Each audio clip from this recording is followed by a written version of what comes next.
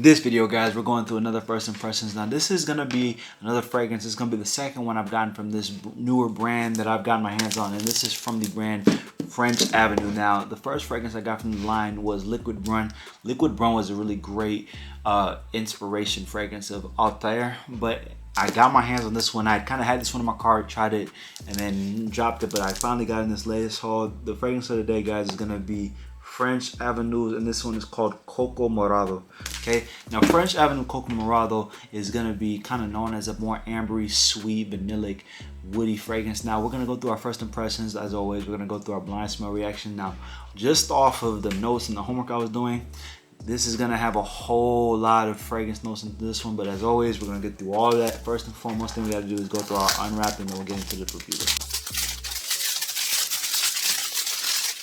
All right, got it unwrapped. Let's unbox it.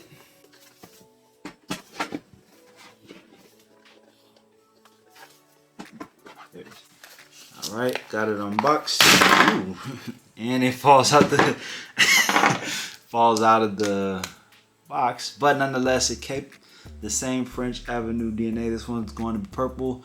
Now imagine with the purple, and just based off the note breakdown, this is going to be for those of us who love the more gourmand fragrances, guys. Those of us who want something nice for the cold weather, those nights out, that date nighty fragrance. And then we'll see whether this one's going to be date night or is this one going to be more night out clubbing. But as always, we'll get into it. First and foremost thing, they have the note breakdown actually on the box here. So let me just read this off to you. Coco Morado is gonna come at us with some cinnamon, saffron, cardamoms, ginger, nutmeg, pink pepper. So really nice, spicy opening, I'm imagining. Then in the mid, you're gonna get dates, oud, incense, myrrh, davana. So nice, sort of woody, matte. Now, oud, this is another oud-based fragrance. Oud's always gonna be one of those notes that really can make or break the fragrance depending on how it's done. And then you have vanilla, tonka bean, benzoin, labdanum, leather patchouli, and mate. So a nice vanillic, spicy base with some benzoin. Then we're gonna see how that leather and patchouli affects the bottom note. So that's what we're gonna be getting with this fragrance. As always, a really wide, broad array of notes. And so now all that's left for us to do is to go through it. So guys, I'm really excited for this one. Let's get right into it. We'll go through our blind smell reaction and we'll see what we pick up just off the opening. Here we go. 1, 2, 3, 4, 5. Off first spray, I really, you can smell the leather off first spray. Nice, wide, encapsulating opening. Definitely getting that spiciness with the cinnamon in there as well. Yep, and you're getting that cinnamon, saffron, you're getting that nutmeg as it settles down, you're getting that pink pepper. Really nice, spicy opening. You're picking up that leather really early too, though. I picked up that leather almost instantly. Nice. It's not the loudest fragrance, though, which is actually surprising. And I think because it's not having any oud in it, I mean, not any oud, it's not having any ambroxan in it, it's not really spreading too far versus Liquid Brun and other fragrances I've gotten my nose on. Like, as soon as you spray it once, you can already tell it fills up the room. This one's a little bit more subdued, a little more toned down. But nonetheless, now that it's settling in the air, the sillage, you're really picking up on the leather. You're picking up on the oud. You're picking up on the spicy cardamom. You're picking up on the saffron. So for those of us who like those type of fragrances, definitely this is going to be in your ballpark. It's not the most gourmand fragrance is what I initially thought of. You're really not picking up too much of that. For more, hey, we want something aromatic, nighttime, day nighty, but we wanted a little bit more masculine. See, leather is one of those notes I had to really kind of wrap my mind around. When I used to smell leather-based fragrances early in my collecting days, I used to be like leather is off-putting. Right now, I can kind of appreciate leather done in the right way in a fragrance, and I understand its purpose, right? This one is for those of us who want something really spicy, masculine, and something where you can get a bit of sweetness, but you don't want it overly bubblegummy sweet either. So that's what I'm getting off of this one. Is it a dub so far? Yes, right? I think that the scent quality has been done well. I think that this definitely does have a role in people's rotations, and I do think that a lot of people are gonna like this one for sure. All right, we're back, and we're gonna take the cap off. We got the tester strip here. Now let's see how this one settles down. Still really picking up on the leather, but let's see how this one goes. 1, 2, 3, and we'll go 4 off the strip, and we'll let that settle down.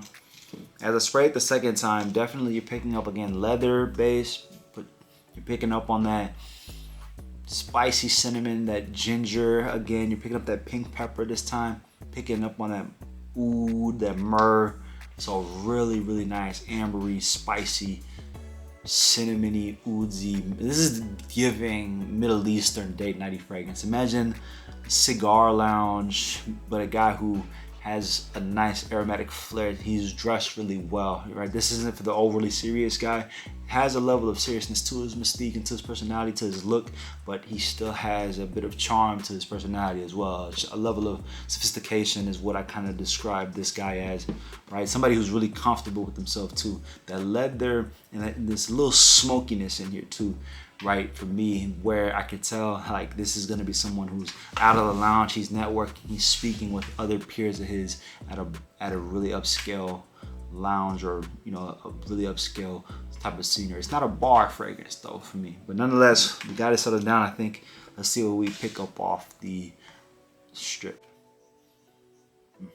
Off the scent strip one, it's really fitting. It's really incensey, oudy, amberwood. You're picking up on that myrrh and davina. So again, really settles down really nice. I think this one is going to be, again, another more closer encounter fragrance. It's not the loudest fragrance, so this one isn't going to be so much your date night. I mean, it's not going to be so much your clubbing fragrance, right? Because clubbing fragrances, for me, you want them loud and pronounced. You want people to smell you when you walk in the room. You also want, when you think about it in a club setting, right, you're going to be around a whole lot of different people who probably are all wearing various scents, and you want your scent to stick out. When you're wearing something like this one is more so, I know I'm going to be in a close encounter. So when that person is hugging me, when this person's, you know, near me, right, then they can really pick up on my scent. This is definitely one of those, definitely a really nice masculine, oud, Middle Eastern touch and flair to it. Really good sillage too. So again, I'm loving it thus far. It's actually a really good scent. And this is a scent I can appreciate as I've gotten older, right? Especially me who's approaching 30. I can definitely appreciate and have this in my rotation, especially for cold weather. This is definitely a cold weather fragrance, no hesitation about it. Like, you're not gonna wear this during any type of warm weather, not at all. Like, you're not even gonna pull this one out. So it sucks for me who lives in a warm weather city. This one, hopefully, I mean, you know, once fall and winter comes around, I can imagine this one being out and about. This one, you know, as far as what it reminds me of, it's kind of like your high-end niche fragrance. So it does have that high-end appeal to it, but for a really affordable price. This one, if you had told me that this is a really high-end niche fragrance, I would believe you, right? This is giving, you know, your Killians, your Initio type DNAs, right? Those really kind of Middle Eastern DNAs that are really complex, really have a wide array of notes. But, you know, this is really done actually quite well. Done really quite well. All right. Now let's see how this one goes off the skin, and we'll be done for today. Let's see here.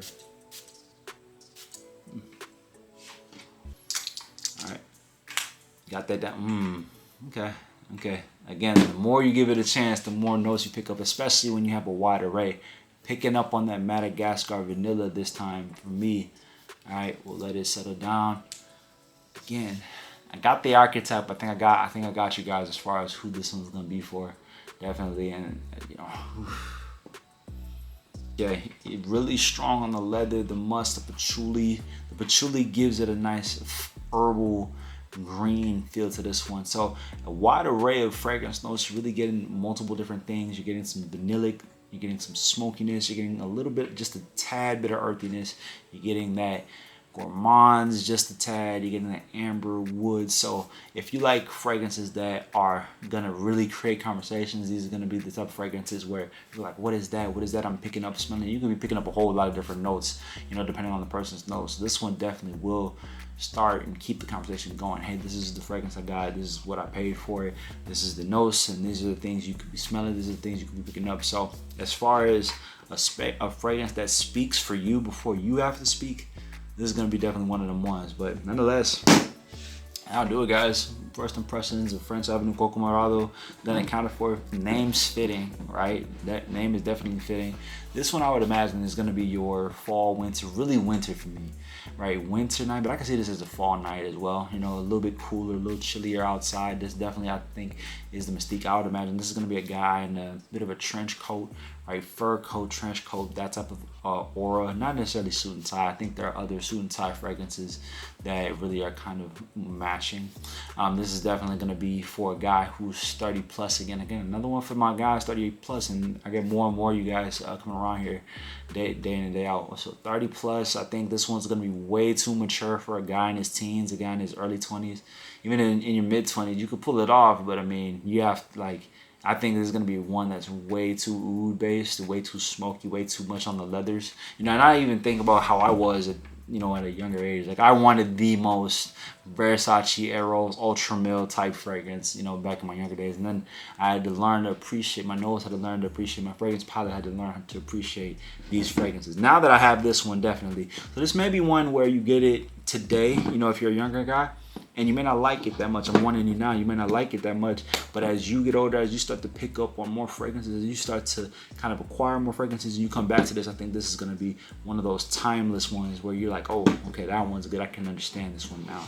Right? This is a fragrance that was like that for me. And I have countless other ones in the collection. But as always, that'll do it for today, guys. Again, first impressions done, accounted for. Again, another cheap, another really affordable fragrance that really can pull you mad compliments. As always, I tell you guys, fragrance doesn't have to cost you an arm and a leg. You can get your hands on great fragrances for a really affordable price. But as always, guys, I appreciate all you guys for listening to tuning in. If you found this video helpful, make sure you hit the subscribe and the follow button so you get notified anytime I drop any new fragrance content. You can also join the membership tab, and as well as get exclusive perks and content. You can also drop something in the chat anytime you have the chance to. But that'll do it for today.